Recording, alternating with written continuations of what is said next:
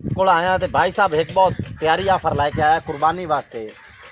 भाई साहब को खड़े बैल दांद वाड़े जिस तरीके का कोई लवना चाहे उतनी मुनासिब कीमत है। बहुत इस आफर एक मकूल जी दसी है तुहानू दांद भी खाने भी इन्हों का रेट की है कितने भाई फाइनल दस तुहानू। आओ अब्दुल मजीद साहब जोड़ा यह बैल तुहाडे सामने खड़ा है वीडियो दिखा रहे हैं तुहानू। दांद तुहानू मिल से जी मोले दा करिंदा 7 लाख लेकिन मिल से तुहानू 5 लाख 5 लाख की फाइनल है फाइनल यानी कि ये 7 लाख का है असल ते 5 लाख की फाइनल तुहानू आख रहे हैं यानी कि अगू दूसरे दांद ले सजा रहे हैं वो तुहानू दिखा रहे हैं। आओ भाई अब्दुल मजीद इस दांद की कितनी कीमत है जोड़ा फाइनल दसो।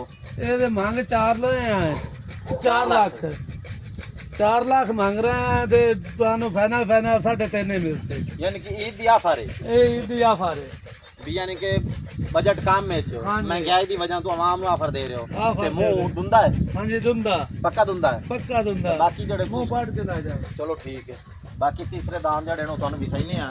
आओ साढ़े नाल है भाई कितने दा देखो फाइनल है। ए फाइनल है भाई 4 मंगदे पे हैं अच्छा ते फाइनल तुहानू 3.5 मिल से 3.5 मिनट से फाइनल हाँ फाइनल 3.5 मिल से हाँ मुंह दुंदा मुंह दुंदा है मुंह दुंदा पक्का ना चौका ना कुछ अच्छा। दुंदा उसे दुंदा से हाँ इंशाल्लाह बहुत प्यारी मकबूल कीमत भाई और इधर सर ये दी ऑफर है लेकिन जेडे 4 हो सके मेरे हिसाब से है ही 4 दा लेकिन वो 3.5 च आख रहे हैं भाई फाइनल तुहानू ये मिल जाता। हाँ बाकी ये छोटा पीस देना है नहीं ओ खीरा रखे हुए किस वास्ते रेडी वास्ते ये वैसे रेड़े वास्ते रखे हैं ये बच्चा वाले खीरा बस बस बस बस खीरा है हाँ खीरा बड़ा कौड़ा यार ये खीर कर दी थी इसका ये रेड़े ते आए ये हुन लिया तुसा हुन लिया ये किन्ने दा लियांदा तुसा ये आया जी 1.5 लाख का 1.5 लाख दा कितने दिन हो गए ये हो गए 2 महीने 2 महीने हो गए हाँ जी रेडी बात हो गया हाँ रेड़ी ते बात रही है तां ते लैंदा तो ऊपरे बंदे ने अच्छा ही हो गया सही है ते ए बाकी बड़ा खूबसूरत बैल है ते एदी की डिमांड तुसा कर रहे हो।